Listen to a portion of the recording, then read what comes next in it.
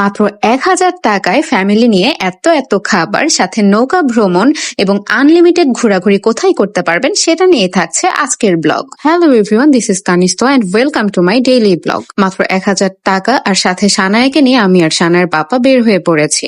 আর আজকের ঘোরাঘুরি, খাওয়া দাওয়া সবকিছুই হবে এই মাত্র ১,০০০ টাকার মধ্যে।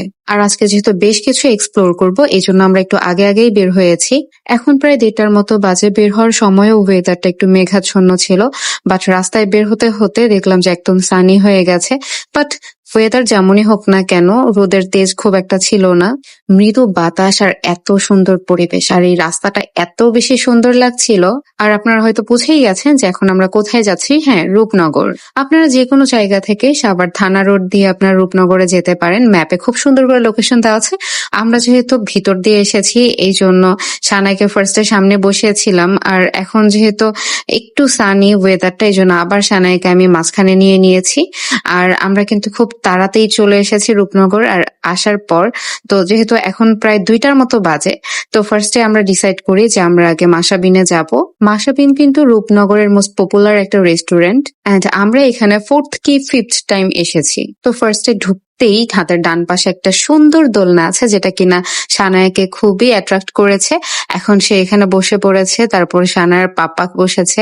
আর এখনো যেহেতু একদমই দুপুর, এই জন্য লোকজন খুব একটা ছিল না বললেই চলে। বিকেলের দিকটাতে একদম জমজমাট হয়ে যায়, বিকেল থেকে সন্ধ্যা পর্যন্ত। আর আমরা ইচ্ছে করে একটু আগে আগে বের হয়েছি। সানায়া তো দোলনা থেকে উঠতেই চাচ্ছিল না, বাট অনেক কষ্টে ওকে ম্যানেজ করে নিয়ে উপরে যাচ্ছি। এখন প্রায় ২টা কি ২:৩০ মতো বাজে।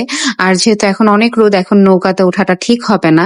তো ফার্স্টেই হচ্ছে আমরা যেটা করব যে আগে কিছু একটা খাওয়া দাওয়া করে নিব, তারপর হচ্ছে যখন ওয়েদারটা দেখবো যে আরেকটু সুন্দর হয়েছে, মানে নৌকাতে বেশ ভালো ছবি বা আমি ভিডিও ক্লিপ নিতে পারবো, তখন হচ্ছে আমরা নৌকাতে যাব। আর মাসাবিনের রুফটপটা আমার সবসময় অনেক ভালো লাগে। এখানে কিন্তু যে কোনো কাপল ফ্রেন্ডদের নিয়ে অথবা ফ্যামিলি নিয়ে এসে খুব সুন্দর সময় কাটানো যায়। আর উপর থেকে নিচে দেখতে কিন্তু খুব সুন্দর লাগছিল। এখানেও বসা যায়। ইভেন যখন হচ্ছে সন্ধে হয়, তখন এই জায়গাটা লাইটিং করলে সবচাইতে বেশি সুন্দর লাগে। আমরা যেহেতু খুব ইজিলি বাইক দিয়ে চলে এসেছি, এই জন্য আমাদের ১,০০০ টাকা এখন পর্যন্ত আছে। এখন আমি এই ১,০০০ টাকা থেকে কি কি অর্ডার দিতে পারি চলুন সেটাই দেখে নিই। তো ফার্স্টে আমি চুজ করি এই চিকেন নাচোসটা, যেটা কিনা ছিল ২৮০ টাকা। দেন এই পাশ থেকে আমি একটা চিকেন লেগ পিস নেই। তারপর হচ্ছে একটা ফ্রেঞ্চ ফ্রাই, যেটা কিনা সানায় অনেক বেশি পছন্দ করে। তারপর আমরা খাবারটা অর্ডার দিয়ে দিই। খাবার রেডি হতে অবশ্যই কিছুক্ষণ সময় লাগবে, যেহেতু ওরা ইনস্ট্যান্ট সবকিছু রেডি করে দেয়।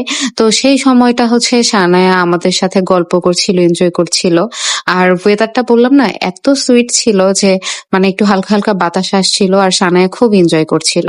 দেন বেশ কিছুক্ষণ ওয়েট করার পর আমাদের খাবারগুলো চলে এসেছে, এন্ড অলরেডি কিন্তু সানায়া খাওয়া শুরু করে দিয়েছে। ও ফ্রেঞ্চ ফ্রাইটা খুব ইজিলি খেতে পারে, ইভেন ও এটা খুব পছন্দ করে। আর নাচোসটা কিন্তু এখানে এনাফ পরিমাণ আছে, মানে আমরা দুজন খেয়েও এক্সট্রা আরো ২জন খেতে পারবে। আমার মনে হয় যে ৩জন অথবা ৪জনের জন্য হয়তো একটা প্লেট ঠিক আছে। জানি না আমি কম খাই বলে এই জন্য কিনা। আর যারা একটু বেশি মানে ফুড লাভার, তাদের হয়তো বা ২জনের জন্য এটা পারফেক্ট। এন্ড এখন আমি যদি বলি খাবার কিরকম ছিল, আর এখানে খাবারের টেস্ট নিয়ে নতুন করে বলার কিছু নেই। আমি এর আগেও অনেক ব্লগ আপলোড করেছি, ওদের খাবারের মান যথেষ্ট ভালো। দেন খাওয়া দাওয়া শেষ করতে করতে আমাদের বিল চলে এসেছে ৫৭০ টাকা। আমাদের বিল পে করার পরে এক্সট্রা হচ্ছে খুচরা ৩০ টাকা ছিল, যেটা কিনা আমরা টিপস হিসেবে দিয়ে দিয়েছি। এরপর আমাদের কাছে বাকি থাকে আরো ৪০০ টাকা। আর এখন খাওয়া দাওয়া শেষ করে ওয়েদারটা কিন্তু একদম পারফেক্ট হয়ে গেছে। আর সানাত এখন খুবই খুশি। ওকে আজকে আমি একটু সুন্দর করে খাইয়ে দিয়েছি, কারণ ও জানে যে ও খাওয়া দাওয়া করলে ওকে আমি নৌকায় নিয়ে যাব। মানে ওকে সবসময় আমি সব ভুলভাল বলেই খাওয়াই, হোয়াটএভার। তো খাওয়া দাওয়া শেষ, এখন হচ্ছে সানায় নিজে নিজে করবে। মানে বাচ্চাদের এই চেষ্টাটা ছোটবেলা থেকেই এরকম হয় যে সবকিছু একা একা করতে চায়, নিজে নিজে করতে চায়। রেস্টুরেন্ট থেকে রাস্তার অপোজিটেই কিন্তু মানে এই পুরোটা এরিয়া জুড়েই আপনাকে নৌকার জন্য ডাকাডাকি করবে। তো আপনি একটু দরদাম করে আপনি যে কোনো নৌকা বুক করতে পারেন। ইভেন রাস্তার ২ পাশেই কিন্তু হচ্ছে আপনারা নৌকা নিতে পারেন, বাট আমাদের কাছে এই পাশটা ভালো লেগেছে, অনেক খোলামেলা ছিল। এখন প্রায় ৪টা কি ৪:৩০ মতো বাজে, আর আমরা একটা নৌকা বুক করেছি, যেটা কিনা মাত্র ৩৫০ টাকাতে, যেটা কিনা আমাদের বাজেটের মধ্যেই ছিল, কারণ আমাদের এক্সট্রা ছিল খাওয়া দাওয়ার পরে আরো ৪০০ টাকা। দেন সানায় তো খুবই হ্যাপি, কারণ আমার থেকেও বেশি সানায় আর সানায়ের পাপা নৌকা খুব বেশি পছন্দ করে। অ্যান্ড ডেফিনেটলি আমি যদি এই ওয়েদারে রূপনগরে না আসতাম তাহলে হয়তো আমি অনেক বড় কিছু মিস করে ফেলতাম। কারণ এখন এত পানি, এত সুন্দর পানি ছিল, কারণ এগুলো সব বৃষ্টির পানি, একদমই পরিষ্কার ছিল। আর আমার মনে হয় আমাদের টাইমিংটা একদমই পারফেক্ট ছিল, কারণ আরেকটু পরে অনেক ভিড় হয়ে যাবে। ইভেন হচ্ছে আপনি পছন্দ মতো নৌকাও নাও পেতে পারেন। আর ওরা কিন্তু নৌকার রেন্টটাও একটু বাড়িয়ে দেয়। মানে ওরা ঘন্টা প্রতি তখন হচ্ছে আমি দেখলাম যে ৬০০ টাকা করেও চাচ্ছিল, যখন হচ্ছে মানে সিজনের সময় এরকম হয় না যে সবাই একটু বেশি বেশি করে নেয়। তো ব্যাপারটা হচ্ছে ওইরকমই, মানে একটু বিকেলের দিকে বা একটু সন্ধ্যের দিকে ওরা হচ্ছে রেন্টটা অনেক বাড়িয়ে দেয়। তখন হচ্ছে ৫৫০-৬০০ ঘন্টা প্রতি এরকম চায়। তারপর দাম দর করে আপনারা যতটা নিতে পারেন। আমরা যখন ফার্স্টে নৌকা ঠিক করি তখন বলেছিল যে ১ ঘন্টা ৫০০ টাকা। তারপর একটু দামাদামি করার পর ওরা ৪০০ টাকা বলেছিল। তারপর যেহেতু আমরা মাত্র ৩ জন, তো সেটা কোনো ফ্যাক্ট না। চাইলে হচ্ছে আপনারা ৫ জনও যেটা নিবে ঘন্টা প্রতি, ইভেন হচ্ছে আপনি ১ জন হলেও সেটাই নিবে, ২ জন হলেও সেটাই নিবে। এখানে হচ্ছে মেম্বারের কোনো ফ্যাক্ট না। তো হচ্ছে তারপর দামাদামি করার পরে ৩৫০ টাকায় ওরা রাজি হয়েছে। তো নৌকাতে ওঠার পর ফার্স্ট আমি একটু ভয় পাচ্ছিলাম, কারণ নৌকা দুললে আমি খুবই ভয় পাই, যেহেতু আবার আমি সুইমিং পারি না। বাট তারপর আমি খুব এনজয় করেছি, ইভেন আমার থেকে বেশি এনজয় করেছে সানায়া। অ্যান্ড আমরা যখন নৌকাতে উঠেছি তখন একটু সানি ছিল ওয়েদারটা, তখন হচ্ছে সানাইকে আমি বাহিরের সাইডটাতে আনিনি।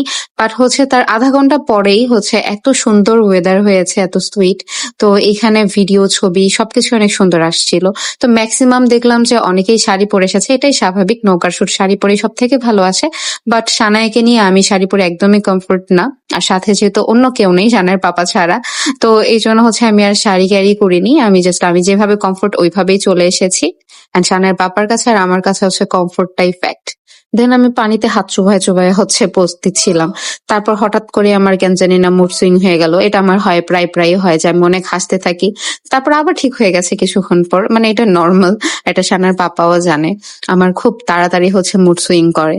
আর এইদিকে আমাকে পা ভিজাতে দেখে শানার অবস্থা দেখেন। শানাকে কত কিউট লাগছে, মাশাআল্লাহ। ওর পিচ্চি পিচ্চি পা গুলো, মানে ও কিরকম করছে, মানে ও আমাকে যেভাবে দেখেছে সে কত বড় সাহস এই বাচ্চার। মানে ও হচ্ছে এখানে কর্নারে বসে পা ঝোলাচ্ছে। আমি হলেও হয়তো খুব ভয় পেয়ে যেতাম, আমি খুব শক্ত করে নৌকা ধরে তারপর পা ঝোলাচ্ছিলাম। বাট শাহানার একদমই ভয় করে না, ও কতটা এনজয় করছিল। তো আমরা কিন্তু অনেক সময় কাটিয়ে ফেলেছি। তারপর হচ্ছে আমরা ১ ঘন্টার আরো ১০ মিনিট আগেই হচ্ছে নেমে যাই নৌকা থেকে। তো নামার পর হচ্ছে আমাদের নৌকা চালক ছিল একটা পিচ্চি ছেলে। তো ওর যদিও নৌকা চালাতেই হয়নি, কারণ সানার পাপ্পাই সারাক্ষণ চালিয়েছে। তো তারপর আমরা ওকে হচ্ছে ৪০০ টাকা পে করি। তারপর ও সেখান থেকে আবার ৫০ টাকা আমাদেরকে ব্যাক করে দেয়। তো আমাদের এই টোটাল জার্নিতে খাওয়া দাওয়া, ঘোরাফেরা সবকিছু মিলিয়ে হচ্ছে আমাদের টোটাল কস্ট হয়েছে ৯৫০ টাকা, যেটা কিনা ১০০০ টাকার মধ্যেই। আর আপনারা চাইলে আশেপাশে বিভিন্ন রেস্টুরেন্টে বা কিছু খালি জায়গা আছে সেখানেও হাঁটাহাঁটি করতে পারেন, অনেক ব্রিজ আছে, সেখানেও অনেকক্ষণ ঘুরতে পারেন। আর যেহেতু এখন সন্ধ্যেও যাচ্ছে, এখন সানাই কিনে বাসায় চলে যাব। সবার ভিডিওটা কেমন লাগলো অবশ্যই কমেন্ট করে জানাবেন। আর আজকের ভিডিওটা এই পর্যন্তই। সবাই ভালো থাকবেন। আল্লাহ হাফেজ।